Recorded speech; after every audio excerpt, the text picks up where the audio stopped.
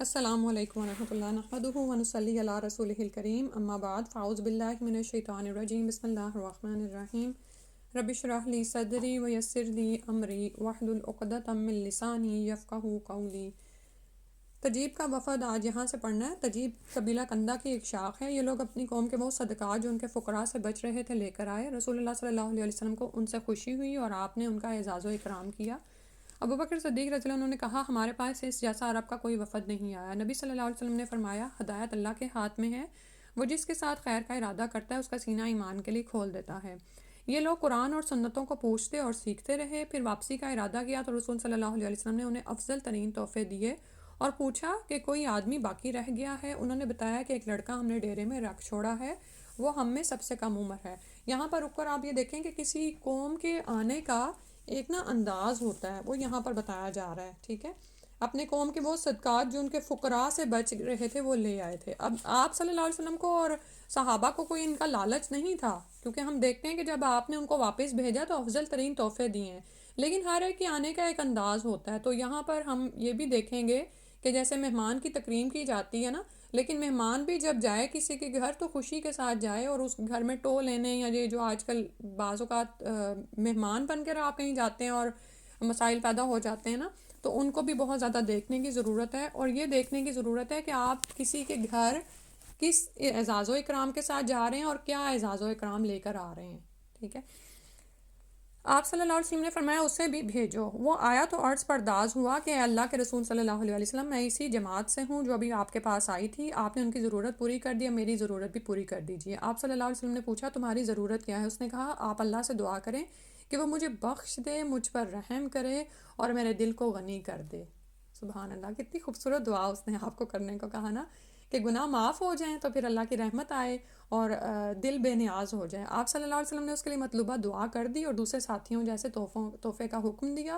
چنانچہ یہ سب سے زیادہ قناعت پسند انسان ہوا، اس نے جو دعا کروائی تھی وہی ہوا۔ زمانہ ارتداد میں نہ صرف اسلام پر ثابت رہا بلکہ اپنی قوم کو واضح و نصیحت کی، چنانچہ وہ بھی اسلام پر ثابت رہی، ٹھیک ہے۔ تو ہم بھی اپنے لیے اللہ سے دل کو غنی کرنے کی دعا مانگا کریں، ٹھیک ہے۔ جب دل غنی ہو جائے گا نا اور دل کا شوہ دور ہو جائے گا، یعنی جو بخیلی ہوتی ہے نا، ہر معاملے میں ہوتی ہے، چاہے مالی معاملات میں ہو، چاہے حقوق و فرائض کے معاملے میں ہو، ہاں فلان میرا حق پورا نہیں کیا، میں کیوں اس کا پورا کروں، ٹھیک ہے۔ تو یہ جو شوہ ہے اللہ تعالیٰ اس سے ہمیں آزاد کر دیں اور ہمارے دل کو واقعی غنی کر دیں۔ پھر کیا ہوگا کہ پھر جب آپ آخرت پر نظر رکھے ہوئے ہیں نا، تو کہیں بھی آپ جائیں گے نا تو کسی کی نعمتیں آپ کو کچھ حسد میں مبتلا نہیں کریں گی، اور آپ یہ نہیں سوچیں گے وہ میں کس لائن میں آ گئی اور وائے می میرے پاس یہ سب کچھ کیوں نہیں ہے، ٹھیک ہے۔ تو قناعت جو ہے نا وہ اتنی بڑی اللہ تعالیٰ کی عطا ہے نا کہ آپ کا دل راضی رہتا ہے، نہیں تو کہاں اگر نعوذ باللہ دل میں شوہ ہو تو پھر اللہ تعالیٰ ڈھیروں مال بھی عطا کر دے تو انسان کی لالچ ختم نہیں ہوتی۔ پھر اگلا وفد ہے بنی فزارہ کا وفد۔ یہ وفد نبی صلی اللہ علیہ وسلم کی تبوک سے واپسی کے بعد آیا، 20 سے کچھ زیادہ آدمی تھے، اسلام کے اقراری اور قحط کے مارے ہوئے۔ اچھا، اوپر جو دعا ہے نا جو اس نے کروائی ہے آپ سے، وہ جو دعا ہے نا ربی اغفر وتوب علیہ انک انت التواب الغفور، وہ جب آپ پڑھتے ہیں نا تو اس کا ترجمہ دیکھا کریں، ربی اغفر وتوب علیہ، کہ اے میرے رب مجھے بخش دے اور مجھ پر مہربان ہو جا۔ بعض اوقات آپ اس دل کی تنگی میں ہوتے ہیں، گھٹن ہوتی ہے، کسی مصیبت میں گرفتار ہوتے ہیں، جسمانی تنگی ہو سکتی ہے، بھوک افلاس ہو سکتی ہے، بعض اوقات ذہنی پریشانی بہت زیادہ ہوتی ہے۔ تو یہ جب آپ صبح مانگتے ہیں نا، ایک ہوتا ہے کہ ہم تسبیح کے دانے گرا رہے ہوتے ہیں یا انگلیوں پہ پڑھ رہے ہیں، ٹھیک ہے، ایک ہوتا ہے ہم شعوری طور پر ہم کہہ رہے ہوتے ہیں رب یا اللہ ربی اغفر وتوب علیہ، کہ اے میرے رب مجھے بخش دے اور مجھ پر مہربان ہو جا، ٹھیک ہے۔ تو آپ دیکھیں اللہ کی مہربانی آ جائے گی تو ساری تکالیف دور چلی جائیں گی نا انشاءاللہ۔ جی آگے ہم پڑھ رہے تھے کہ یہاں پر اگلے وفد میں کیا ہوا کہ نبی صلی اللہ علیہ وسلم کی تبوک سے واپسی کے بعد آیا، 20 سے کچھ زیادہ آدمی تھے، اسلام کے اقراری اور قحط کے مارے ہوئے، یعنی اسلام قبول کرنا چاہ رہے تھے۔ نبی صلی اللہ علیہ وسلم نے ان سے علاقے کا حال پوچھا تو قحط سالی کی شکایت کی اور عرض کی اللہ سے دعا کر دیں ہم پر بارش برسائے اور آپ ہمارے لیے اپنے رب سے سفارش کر دیں اور آپ کا رب ہمارے لیے آپ سے سفارش کر دے۔ آپ صلی اللہ علیہ وسلم نے فرمایا سبحان اللہ، تم پر افسوس، یہ کیا کہہ رہے ہو، میں تو اپنے رب سے سفارش کروں گا، لیکن ایسا کون ہے جس سے ہمارا رب سفارش کرے، سبحان اللہ. یعنی اللہ کا تعارف اور اللہ تعالیٰ کی وحدانیت اور اس کی توحید کو پیش کیا ان پہ. اس کے سوا کوئی معبود نہیں، وہ اعلیٰ اور عظیم ہے، اس کی کرسی آسمانوں اور زمین کو گھیرے ہوئے ہے، اور وہ اس کی عظمت و جلال سے اس طرح چرچراتے ہیں جیسے نیا کجاوا چرچراتا ہے. تو پھر ان لوگوں کا کیا حال ہے جو کہتے ہیں کہ آپ صلی اللہ کہ اللہ سے اوپر کسی کی سفارش چل سکتی ہے، کہ فلاں پیر جو ہے وہ اللہ کو بھی منا لے گا، نعوذ باللہ من ذالک. تو یہاں پر وحدانیت کا تصور اپنے ذہن میں لانے کے لیے نا، یعنی کہ اس کو سمجھنے کی ضرورت ہے. آپ یہ دیکھیں کلمہ توحید پر ہی تو بخشش ہے اور جنت کا وعدہ کیا گیا ہے، اس میں شرک کی ذرا بھی ملاوٹ نہیں ہونی چاہیے. بالکل اسی طرح اگر آپ کو کبھی آپ کسی بہت مصیبت میں ہیں، یہاں پر دیکھیں نا یہ لوگ مصیبت میں ہیں، قحط سالی کی شکایت کی. ایک تو یہ جو اسلام کے اقراری ہیں، ایک یہ وجہ بھی بن سکتی ہے. بعض اوقات انسان آسائشوں میں پڑا ہوا اس طرح رب کو یاد نہیں کرتا، اور نہ ہی وہ رب کی طرف مائل ہوتا ہے جس طرح وہ مصیبت میں پڑا ہوا مائل ہوتا ہے. لیکن جب آپ مصیبت میں پڑیں تب بھی اللہ ہی سے جڑیں. یہ نہ سوچیں کہ اب میں اس بندے کو کس طرح سے راضی کروں کہ یہ میری مصیبت کو ہٹا دے، کیونکہ ہمیں اسباب نظر آ رہے ہوتے ہیں نا. آپ یہ دیکھیں کہ آپ کا دل اگر اللہ کے ہاتھ میں ہے تو اس کا دل جس نے آپ کے لیے کچھ کرنا ہے وہ بھی تو اللہ ہی کے ہاتھ میں ہے. تو ہم اللہ ہی سے دعا کریں. بعض اوقات یہ ہوتا ہے کہ ہم اپنے لیے تو دعا کر رہے ہوتے ہیں، لیکن کوئی ایسا کام جس میں کوئی دوسرا بندہ انوالو ہوتا ہے تو ہم کہتے ہیں اس سے سفارش کر دیں. نہیں نا، تو اس کے اوپر بھی تو کوئی ہے، آپ ڈائریکٹ اللہ سے مانگیں، اللہ ہی اس بندے کا دل نرم کر دے اور آپ کے لیے راہیں کھول دے. ٹھیک ہے. تو یہ دراصل ایک سیکھنے کا انداز ہو سکتا ہے کہ جب مصیبت آتی ہے تو ہم اپنے دین کو خالص کرتے ہیں یا پھر اس میں ملاوٹ کر بیٹھتے ہیں. اب یہ آئے تو صحیح اسلام کے اقراری بن کے، لیکن اس دین میں ملاوٹ کر رہے ہیں، اور آپ کا رب ہمارے لیے آپ سے سفارش کر دے. ٹھیک ہے. تو آپ نے ان کے عقیدے کو ٹھیک کیا. اس کے بعد آپ صلی اللہ علیہ وسلم نے منبر پر چڑھ کر اللہ سے دعا کی اور اللہ نے انہیں بھرپور بارش اور رحمت کامل سے نوازا. نجران کا وفد. نجران یمن کی حدود پر ایک بڑا سا علاقہ ہے جس کی لمبائی تیز رفتار سوار ایک دن میں طے کر سکتا ہے. یہ 73 بستیوں پر مشتمل تھا اور اس میں 1,20,000 جنگی جوان تھے جو سب کے سب عیسائی تھے. رسول اللہ صلی اللہ علیہ وسلم نے ان کے اسقف کو خط لکھ کر اسلام کی دعوت دی. وہ خط پڑھ کر گھبرا گیا اور پہلے خواص سے پھر عوام سے مشورہ کیا، یعنی جو اس کے ارد گرد وزراء اور مشیر تھے ان سے مشورہ کیا اور پھر عام عوام سے. رائے یہ قرار پائی کہ ایک وفد ارسال کریں جو اس مسئلے کو حل کرے. چنانچہ انہوں نے 60 ارکان پر مشتمل ایک وفد بھیجا. یہ لوگ نبی صلی اللہ علیہ وسلم کے پاس اس حالت میں پہنچے کہ دھاری دار یمنی کپڑے کے جوڑے زیب تن کیے ہوئے تھے، انہوں نے گھسیٹ رہے تھے. مطلب یہ کہ یہ دراصل بادشاہوں کا سٹائل ہوتا تھا پرانے زمانے میں. آپ یاد کر لیں کہ جتنا کپڑا آپ کے جسم پر لگا ہوا ہے یعنی کہ آپ بہت مال کا اظہار ہو رہا ہے. ریشمی چادریں اوڑھ رکھی تھیں اور سونے کی انگوٹھیاں پہنے ہوئے تھے. نبی صلی اللہ علیہ وسلم نے بات نہ کی. انہیں بعض کے بعد صحابہ کرام رضی اللہ عنہم نے مشورہ دیا کہ کپڑے بدل دیں اور انگوٹھیاں اتار دیں. انہوں نے ایسا ہی کیا. ٹھیک ہے. آپ صلی اللہ علیہ وسلم نے ان سے بات کیوں نہیں کی؟ کیونکہ آپ نے دیکھا کہ بات کرنے آئے ہیں لیکن اپنی امارت کا اور اپنے تکبر کا جو روب لے کر آئے ہیں، تو ان کو اندازہ ہو کہ وہ اب برابری کی سطح پر آ کر بات کریں یا کیا کہنے کے آئے ہیں. ٹھیک ہے. اس کے بعد رسول صلی اللہ علیہ وسلم نے ان سے بات کی اور انہیں اسلام کی دعوت دی. انہوں نے انکار کیا اور کہا کہ ہم آپ سے پہلے سے مسلمان ہیں. رسول اللہ صلی اللہ علیہ وسلم نے فرمایا تمہیں اسلام سے 3 چیزیں روکتی ہیں. اب یہ دیکھیں نا کہ وہ اپنے عقائد پر بلیفز پر پکے تھے. اس سے ہمیں ایک اور بات سمجھ آتی ہے کہ جب آپ اسلام کی دعوت کسی دوسرے کو پیش کرتے ہیں نا، تو اس کے جگہ پر رکھ کر خود کو سوچا کریں کہ وہ خود کو پہلے ہی بڑا سمجھ رہا ہے کہ میں تو پہلے ہی صحیح دین پر ہوں. آپ صلی اللہ علیہ وسلم نے فرمایا تمہیں اسلام سے 3 چیزیں روکتی ہیں: سلیب کی عبادت، سور کھانے کی عادت، اور تمہارا یہ خیال کہ اللہ کے لیے لڑکا ہے. ٹھیک ہے. یعنی پہلے سے کسی چیز کی عبادت میں پڑے ہو سکتے ہیں جن کو آپ تبلیغ کرنے جائیں گے، اور دوسرا یہ سور کھانے کی عادت، یعنی کہ کوئی خواہش نفس ان کو دین قبول کرنے سے روکتی ہے، اور تیسرا ان کا عقیدہ جو بہت سٹرونگ تھا کہ اللہ کے لیے لڑکا ہے. انہوں نے کہا تو پھر عیسیٰ علیہ السلام کے مثل کون ہے جو بغیر باپ کے پیدا کیا گیا ہو؟ یعنی ان کے ذہنوں میں کیا تھا؟ جیسے پہلے مشرکین کیوں سورج اور چاند کی عبادت کرتے تھے کہ وہ بہت بڑے بڑے ہیں. ٹھیک ہے. تو انہوں نے عیسیٰ علیہ السلام کو اس مقام پر کیوں پہنچا دیا؟ کیونکہ ان کے خیال میں کوئی ایسا تو ہے نہیں جو بغیر باپ کے پیدا کیا گیا ہو. تو نعوذ باللہ انہوں نے جو ولادت ہے وہ نعوذ باللہ خالق سے ہی منسوب کر دی. اس پر اللہ تعالیٰ نے یہ آیت نازل فرمائی: ان مثل عیسیٰ عند اللہ کمثل آدم خلقہ من تراب ثم قال له کن فیکون. بے شک عیسیٰ کی مثال اللہ کے نزدیک آدم جیسی ہے. اللہ نے اسے مٹی سے پیدا کیا، پھر اس سے کہا ہو جا تو وہ ہو گیا.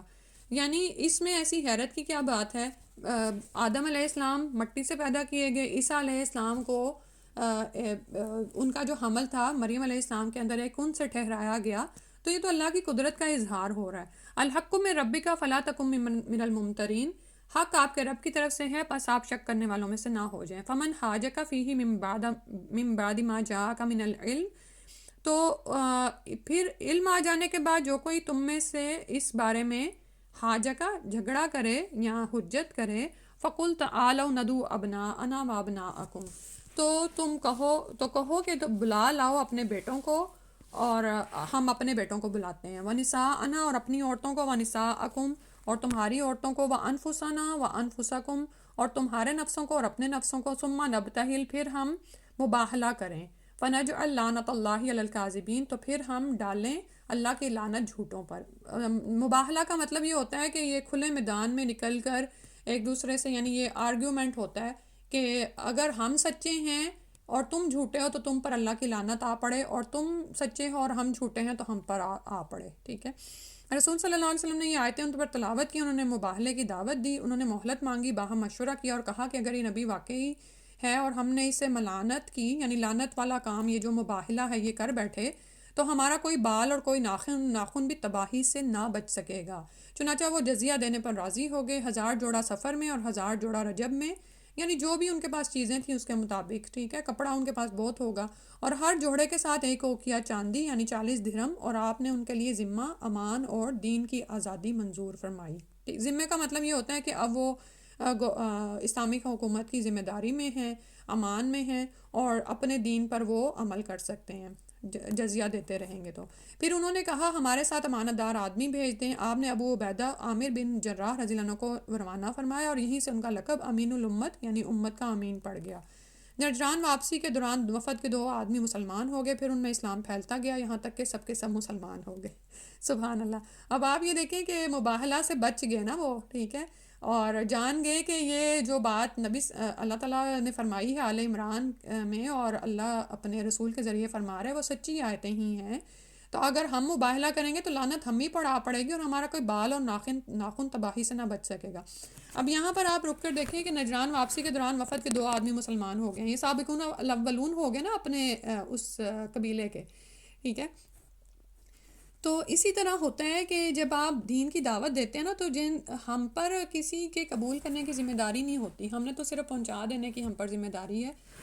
تو اس کے بعد کیا کام ہے کہ اللہ سبحانہ تعالیٰ چاہیں تو ان کو توفیق دے دیں اور وہ اس ہدایت کو قبول فرما لیں، ٹھیک ہے۔ آج اتنا ہی پڑھتے ہیں کیونکہ ٹائم اوپر ہو رہا ہے۔ اللہ تعالیٰ سے دعا ہے کہ ہمیں دین کو سمجھنے کی اور اس کے مطابق عمل کرنے کی توفیق عطا فرما دیں۔ تو بس یہ ہے کہ جب آپ ان سیرہ کو دوبارہ پڑھیں تو اپنے عمل کے لیے بھی، کیونکہ ہم جب پڑھتے ہیں نا کہ اللہ کے رسول صلی اللہ علیہ وسلم کی ذات میں تمہارے لیے اسوہ حسنہ ہے، تو ہمیں نا یہ اسوہ حسنہ کی سمجھ نہیں آتی کہ کیسے عملی نمونہ، یعنی میں تو اپنی بات کروں کہ اچھا آپ صلی اللہ علیہ وسلم جنگ کے میدان میں جنگ کریں، ہم تو جنگ میں جاتے نہیں، ہم اس طرح سینیریو بنانا شروع ہو جاتے ہیں، ایسے نہیں ہوتا، ہمیں ہماری زندگی کے حالات پیش آئیں گے، ٹھیک ہے، لیکن کسی کے اسوہ سے ہم اپنے لیے اسوہ کیسے پکڑیں گے، یعنی نبی صلی اللہ علیہ وسلم کے طریقے سے ہم اپنا طریقہ کیسے اخذ کریں گے کہ آپ صلی اللہ علیہ وسلم کیسے معاملہ کرتے تھے، کیسے بات کرتے تھے، کیا کہتے تھے، ٹھیک ہے۔